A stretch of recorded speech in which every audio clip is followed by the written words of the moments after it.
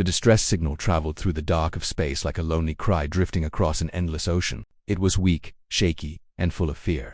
Anyone who listened closely could hear trembling in the voice behind it. Most advanced civilizations ignored such signals, not because they were cruel, but because they understood how dangerous answering them could be. In the galaxy, rescue missions were never simple. You could fly into a trap, you could face unknown weapons, you could end up taking on a war that wasn't yours. So over time, the usual rule became simple: unless you were prepared to risk everything, it was better to stay away. But this signal was different. The voice belonged to a species called the Virelians, a peaceful and gentle people who lived on a shining planet named Vir. Their world was known for its quiet beauty crystal cities that sparkled like frozen rainbows, floating gardens, and forests made of trees that glowed faintly at night. The Virelians themselves were soft-spoken and delicate, with thin limbs, smooth silver skin, and large bright eyes that always seemed full of emotion. They were artists, gardeners, healers, and singers. They built no armies, owned no weapons, and had never fought a war in their entire known history. Violence was so far from their nature that even the idea of it terrified them. So when a desperate message from Virelia reached the wider galaxy, many species honestly felt sad for them but still backed away. Everyone knew the Virelians were not prepared for conflict. If someone had attacked them, they most likely stood no chance. People across various systems whispered, "It is too late for them. We cannot help." Some civilizations even turned their receivers off, unable to bear the guilt. Out of all the millions of ears that heard the cry for help, only one group reacted differently: the humans. Humans were known across the stars by another name, Death. It wasn't an insult, it was a factual label. Earth, the planet humans came from, was considered extremely dangerous by galactic standards. Almost everything on it, storms, animals, diseases, landscapes, was built to kill or challenge any creature that lived there. Humans had grown up fighting against nature, surviving harsh conditions, and adapting to anything that tried to destroy them. Because of this, to many aliens, humans seemed unbelievably tough, unpredictable, and even frightening. Rumors about humans traveled far. Some said humans could keep running long after other species collapsed. Some said humans healed from injuries that would kill most aliens.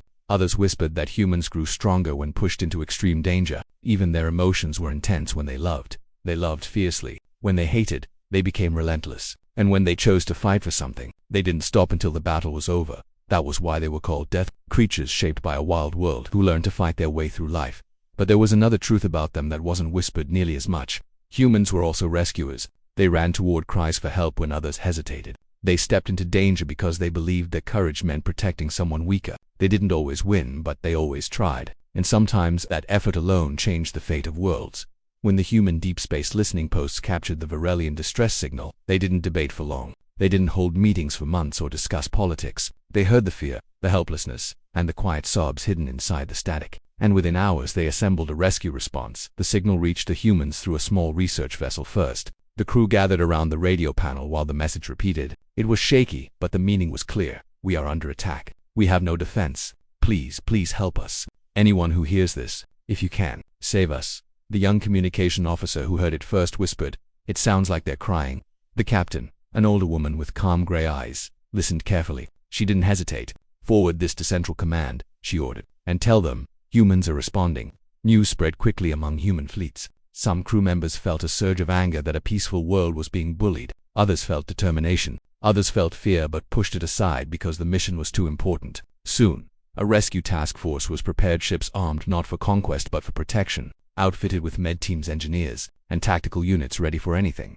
The fleet that set out toward Virelia wasn't the largest the humans had ever deployed, but it was one of the most diverse. Soldiers, pilots, doctors, scientists, linguists, and rescue specialists all volunteered. Many of them had never heard of Virelia before that day, but every single one felt drawn toward the plea for help. As they traveled through hyperspace, the crew studied every scrap of information available about the Vir. They learned that the species had no military history at all. Their culture revolved around harmony, creativity, and emotional connection. Their cities, made of crystal-like minerals unique to their planet, shimmered with soft light. Their songs were famous for calming even the most stressed minds. The humans didn't know who had attacked them yet. The distress signal didn't mention the enemy. It was too rushed, too panicked.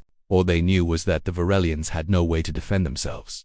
On the journey, conversations filled the ship corridors. Why would anyone attack such peaceful people? A young engineer asked. "Because peaceful people make easy targets," a medic replied, tightening the straps on a medical pack. A soldier polishing his armor added, "Well, they're not alone now." Another soldier, slightly older, nodded. "No, not anymore.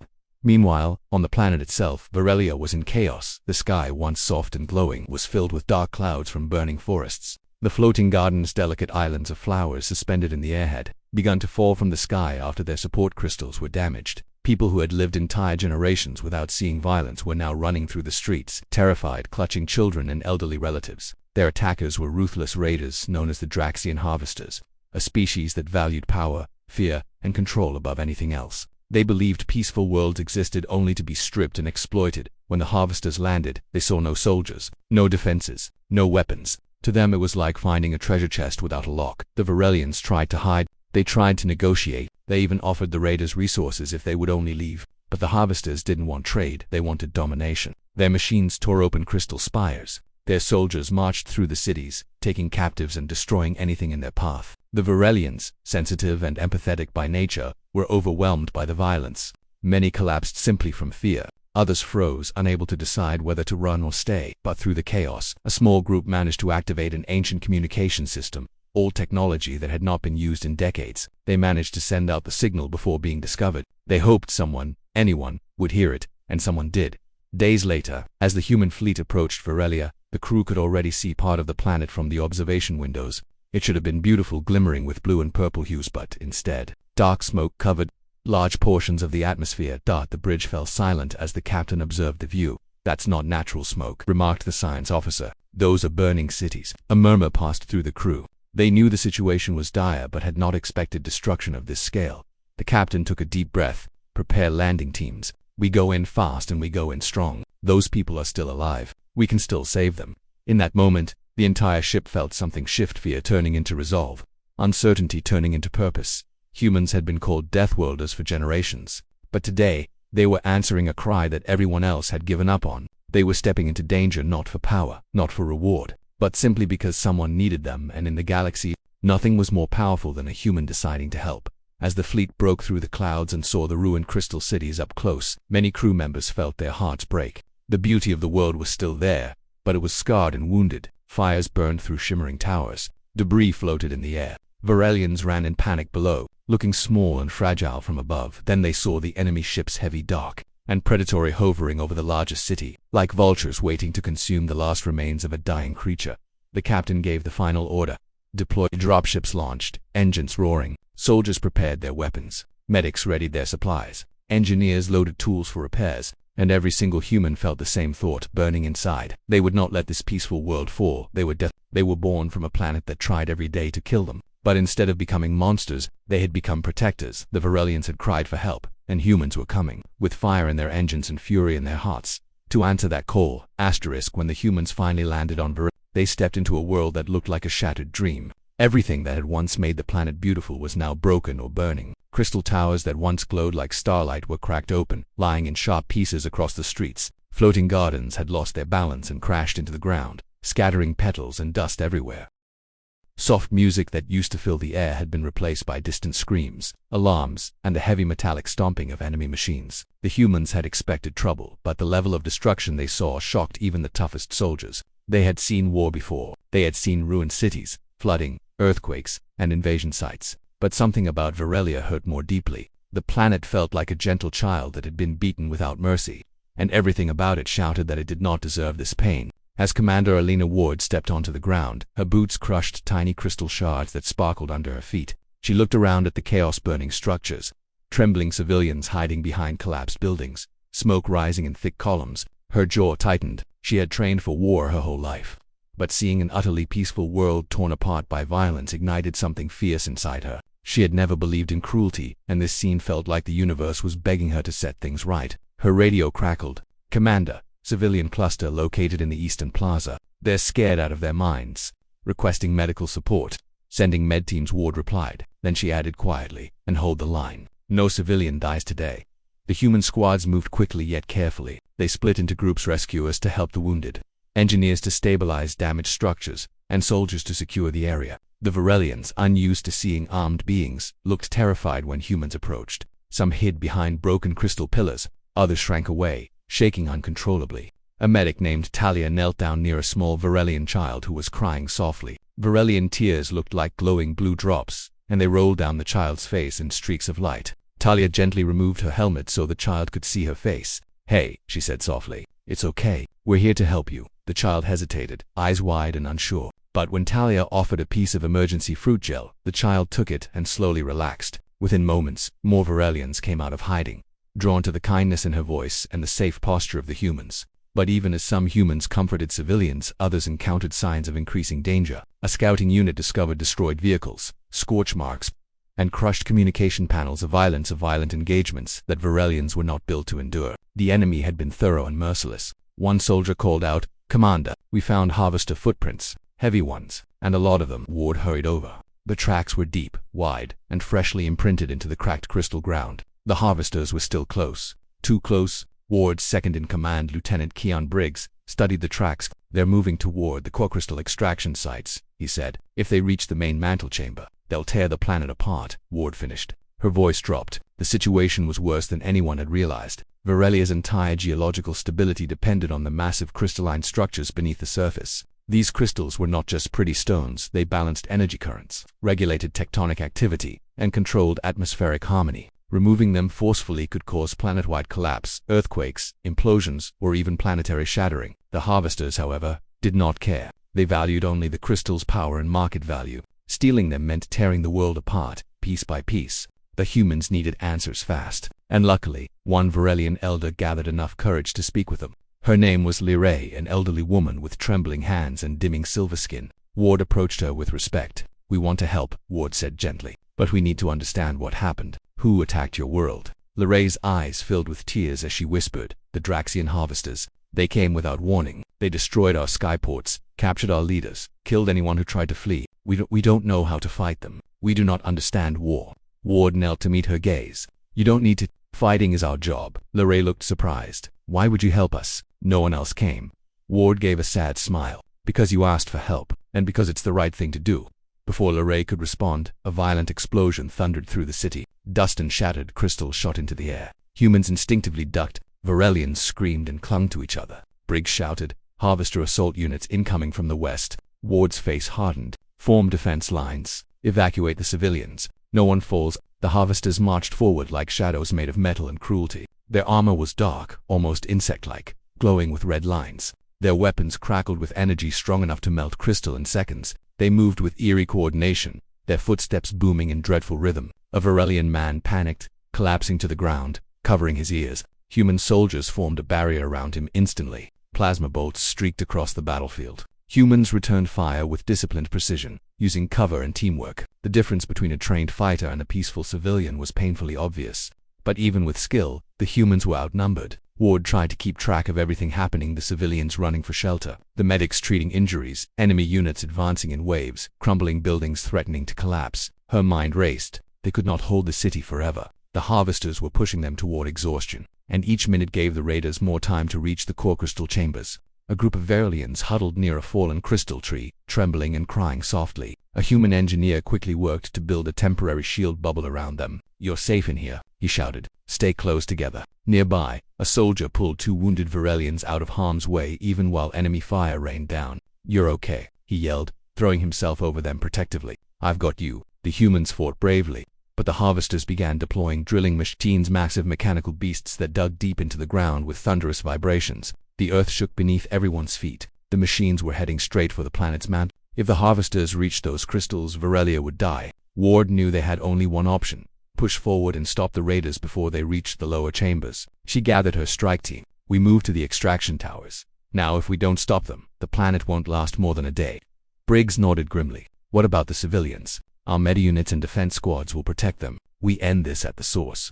The strike team raced through the wrecked city. Buildings collapsed behind them. Fires raged around them. Varelian citizens peeked out from ruins, watching the humans sprint past with weapons drawn and fierce determination in their eyes. One young Varelian boy whispered, "Are they saving us?" His mother pulled him close. "I think they are." When the humans reached the outskirts of the main extraction site, they froze in horror. Huge crimson-lit towers had been drilled deep into the planet's crust. Energy beams shot downward, ripping the crystals from the earth. The ground trembled violently, sending cracks across the land. Above them, harvester ships hovered menacingly, coordinating the extraction process. Ward felt anger burn inside her. "They're tearing the world apart like it's scrap metal."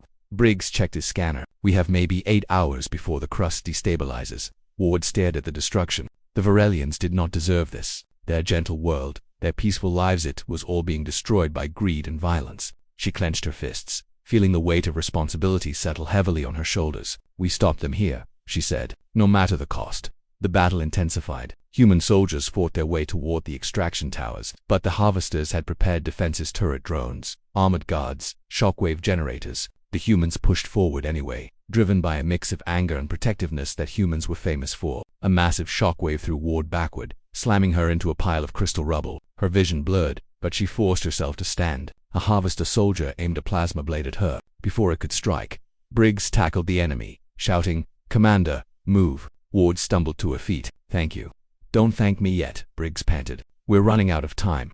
The humans fought through sweat, dust, noise, and pain. Their armor cracked, their weapons overheated, their breathing grew ragged, but they kept going, because when humans cared about something, they didn't back down, they didn't quit. The Varelians, watching from hidden corners, saw something unbelievable: humans risking their lives to protect a world that wasn't theirs, fighting with a strength and fire they had never seen before. In that moment, they realized the stories they had heard about Deathworlders were incomplete. Yes, humans were fierce and dangerous, but their fury wasn't mindless. It was directed, controlled, and used to fight for those who could not defend themselves. The rising challenge was clear. The humans were outnumbered, the enemy was ruthless, and the planet was dying. Yet the humans refused to let Varelia fall, because for them, the cry for help was enough. And now, as the ground shook violently and the extraction towers roared louder, the real battle was only beginning. The ground shook beneath everyone's feet as the drilling towers roared louder, shaking the air like giant metal beasts screaming into the sky. The humans had seen dangerous machines before, but nothing like these. The harvesters had designed their drills to tear through crystal, stone, and even the planet's mantle without care for what happened afterward. Smoke, dust, and glowing fragments of crystal burst upward with every rotation of the massive drills.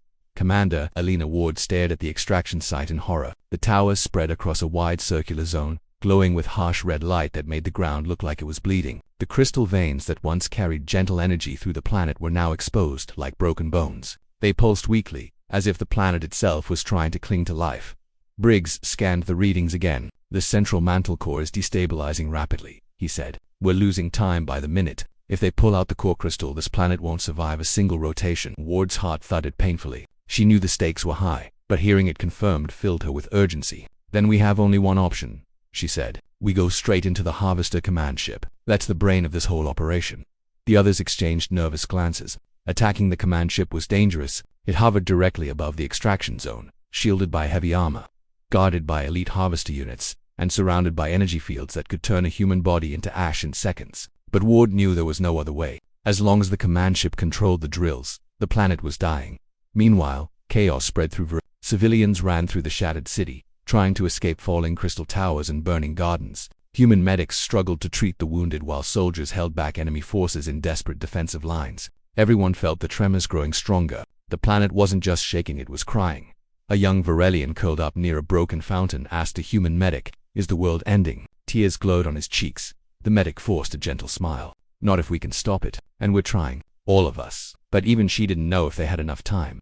Up in orbit, the human fleet watched the surface scans with growing fear. Lieutenant Aaron Vox, the tactical operator aboard the command ship Protector, shouted, "We're losing contact with the ground teams. The harvester jammers are increasing signal interference." Captain Reese Hayden clenched his teeth. "Keep trying. Ward's team won't survive without communications." Static crackled across the screen. Faint voices broke through, then vanished. The connection was collapsing, and the humans in orbit could do nothing to fix it from their position. Back on the surface, the strike team sprinted toward the extraction towers, dodging laser fire and collapsing structures. Every step kicked up dust and broken crystal. The sound around them was a terrible mix of drilling, screaming, and explosions. A soldier named Rafe shouted, "Commander, look out." As a harvester turret locked onto Ward, a beam of red light blasted toward her, but she threw herself behind a fallen crystal pillar just in time. The heat of the beam scorched the ground inches from her leg.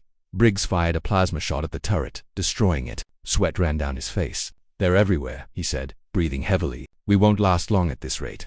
Ward wiped dust from her face. "We don't need to last long," she said. "Just long enough to take control away from them." As they reached the base of the largest extraction tower, they saw an enormous ramp leading directly into the Harvester command ship hovering above. It was like a monstrous spider sitting on a web made of metal and crystal. The ramp glowed with eerie red patterns, and heavily armed soldiers patrolled it in synchronized formations. The humans ducked behind the twisted remains of a destroyed building. Ward looked at her team. This is it. Once we go up that ramp, we're in the heart of the beast. No retreat. Rafe swallowed nervously. Commander, we won't all make it out, will we? Ward looked him straight in the eyes. Maybe not, she said honestly. But if we don't go, no one on this planet will. The team nodded. Courage filled their faces, even though fear flickered behind their eyes. Human courage was strange, born from fear, shaped by determination, fueled by instinct. And now, it burned brighter than ever. Then the ground trembled violently harder than before. A massive crack tore through the land, stretching from the extraction tower toward the city. Crystal shards shot upward in sprays of blue light. The tremor knocked several humans off their feet. Briggs grabbed a support beam. That was a mantle shift, he yelled over the rumbling. The planet is becoming unstable. Ward pushed herself up, wiping blood from her lip. She felt the urgency like a burning fire in her chest. We're out of time.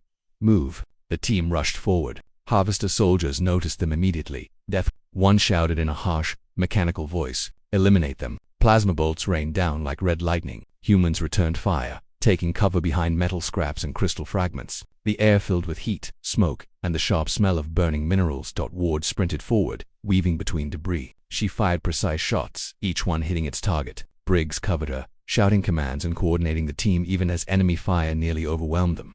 Rafe lobbed a grenade onto a cluster of harvester sharpshooters. It exploded with a burst of blue electricity, disabling them instantly. Go, go, go, Briggs yelled. Don't. They made it to the ramp. The metal beneath their boots vibrated, humming with the energy of the drills and the command ship's engines. The red patterns glowing beneath the walkway pulsed like a heartbeated evil, mechanical heartbeat.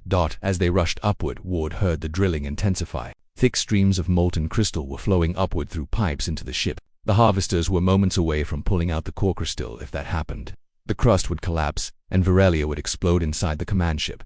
The halls were dark and suffocating. Red emergency lights flickered, casting long shadows on the metallic walls. The corridor was full of pipes carrying glowing liquid energy and screens, showing drill progress in harsh symbols. Ward whispered, "Stay alert. They know we're here." Her words were immediately confirmed as harvester warriors burst from side chambers. A brutal fight followed. The humans were outnumbered but fought with the desperation of those protecting innocent lives. Ward fired at enemies advancing from the left. Rafe tackled one that nearly impaled Briggs. A harvester swung an energy blade at Ward, but she ducked and fired at its exposed circuitry. Sparks exploded from its chest as it fell, but their progress came with a cost. One soldier was hit directly in the shoulder by a plasma bolt. He collapsed, groaning in pain. Ward knelt beside him. "Can you move?" He shook his head. "Leave me." "Oh, stop them." Pain filled Ward's expression. She gripped his hand for a second, then nodded and stood. "We'll finish this. Hold on." They moved deeper into the ship. The deeper they went, the louder the drilling became. The sound felt like a heartbeat echoing through the metal walls. The entire place vibrated as if it was alive. Suddenly Briggs stopped. "Commander, look." They had reached a giant viewing window. Below them, the massive core crystal chamber glowed bright blue, shaking violently as the drills dug into it. Cracks spread across its surface like spiderwebs. Ward felt her breath catch. "If that crystal breaks," she whispered, "the planet dies." Briggs checked his scanner. The extraction is seconds away from reaching the chamber's central node. Ward clenched her teeth. "Then we reach the harvester leader and stop this from the top." As they charged toward the main control bridge, the ship's alarms blared loudly. Red lights flashed. A robotic voice echoed through the halls. "Intruders detected. Prepare termination." The critical moment had reached its breaking point. When Ward's team burst into the control bridge, they found it full of harvesters, operating machines, and monitoring screens. The harvester leader, a tall, armored figure with glowing red eyes, turned toward them with a cold, metallic sneer. "So the Deathworlders came," he said. "Your bravery is foolish. Your effort changes nothing. The crystal will be ours."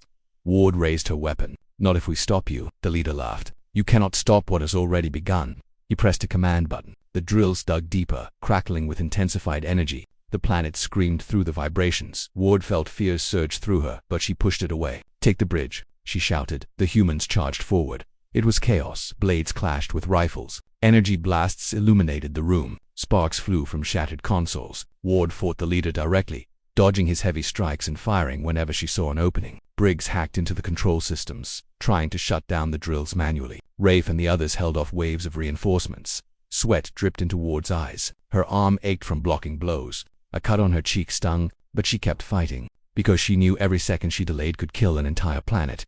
The leader swung his blade with massive force. Ward ducked under it and fired 3 shots into his side. His armor cracked. Sparks flew. He roared and staggered. At the same moment, Briggs shouted, "Commander, the control systems are locked. I can't shut down the drills." Ward's heart dropped. "Then we destroy the ship," she said. Briggs hesitated. "But we're inside, I know," Ward said. "Set the charges." The Harvester leader lunged at her again, but she fired one last shot. The bullet pierced his core. His body froze, then collapsed with a scream of static. Briggs planted the explosive charges on the main energy conduit. The ship shook violently as alarms blared louder. Rafe shouted, "Detonation in 20 seconds." Ward pushed her team toward the exit.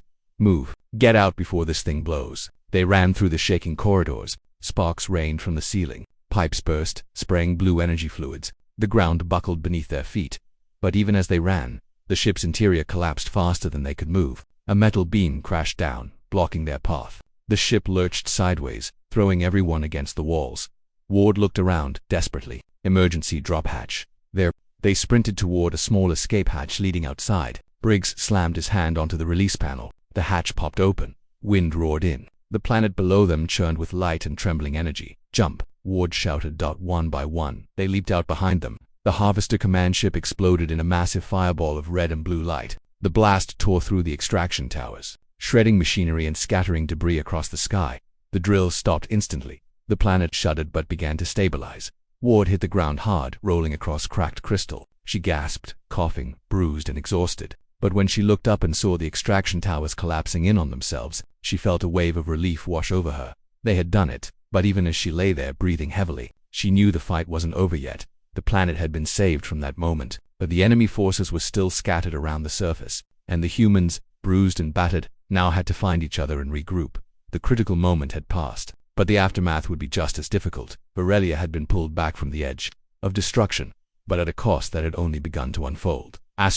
The moment the humans realized that the Harvesters were only minutes away from destroying Virelia, everything changed. Fear was still there, but it no longer controlled them. Commander Alina Ward refused to let an entire world fall apart while she stood by. She looked at her tired, wounded team and said only one thing: "We end this now." Those words were enough. Every human soldier knew they had no choice but to win. The Virelians had no weapons, no defenses, no strength to fight back. Their only hope was the small human force standing between them and extinction. The sky above Virelia was filled with smoke, broken metal, and falling debris. The planet shook again and again as the giant extraction towers drilled into its core. Bright cracks spread across the ground like glowing wounds. The people living there were terrified, holding each other, crying quietly inside their glowing homes. They had never known war. They had never known enemies. They had never known that a species like the Harvesters even existed. And now their entire world was close to collapse. Inside the human command center, alarms screamed. The air was hot and filled with the smell of burnt wires. Lights flickered. Engineers shouted numbers and warnings.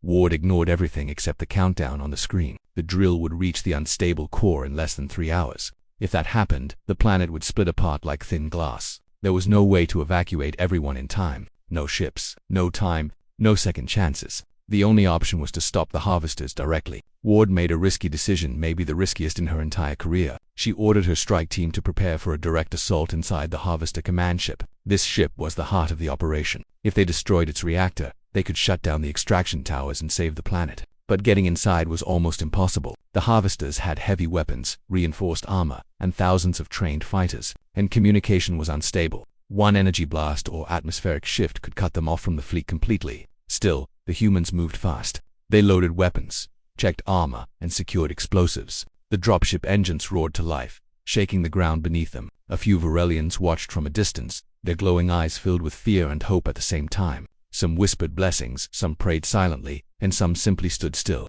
knowing this might be the last time they saw the strange but brave off-world fighters who came to save them. As the human strike team flew toward the Harvester ship, the sky grew darker. Smoke clouds covered the sun, and burning metal fell like deadly rain. The Harvester ship, huge and terrifying, hovered above the extraction towers like a great metal beast. Its black hull was covered with spikes and giant mechanical arms that dug into the ground. Every few seconds, a deep metallic thud shook the air, the sound of the extraction drill tearing through the planet's core. Ward's dropship shook violently as enemy fire hit the shields. Sparks flew. The pilot shouted that they had lost half their protection, but turning back was not an option. They were humans. They always pushed forward, even when others believed the battle was lost. That was the reason they were called Deathworlders, not because they caused death, but because they came from a harsh world and refused to give up. The dropship slammed onto the surface of the Harvester ship. The soldiers jumped out immediately, firing in all directions. Bright beams and bullets cut through the smoky air. The harvesters fought fiercely, their armored bodies moving with unnatural speed.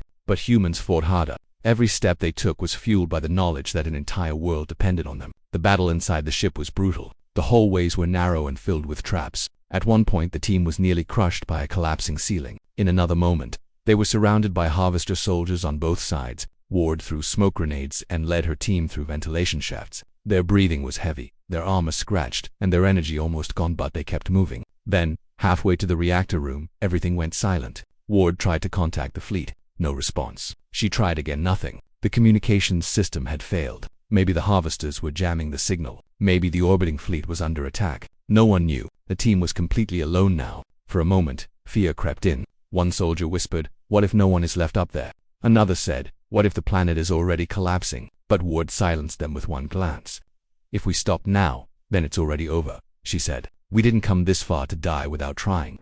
Her words burned in their hearts. They pushed forward faster than before. They fought through the last wave of harvesters and finally reached the reactor chamber, a huge glowing sphere surrounded by cables as thick as trees. The energy pulsed like a heartbeat, shaking the entire ship. Destroying this reactor would stop the extraction, but it would also trigger a massive explosion inside the ship. Ward knew what it meant. They might not escape in time, but that didn't matter. Saving the planet mattered more. The team planted explosives around the reactor. Their hands trembled, not from fear, but from the weight of the moment. This was the critical point. One mistake, and everything would fail. When the last device was set, Ward activated the timer. Suddenly, the harvester commander appeared, a huge figure with metal plating on its face and glowing red eyes. It roared and charged forward. Ward and her team battled fiercely. Gunshots echoed. Sparks exploded. One soldier was thrown across the room. Another barely dodged a deadly energy blade. Ward faced the commander directly, fighting with everything she had. Their struggles shook the metal floor. Finally,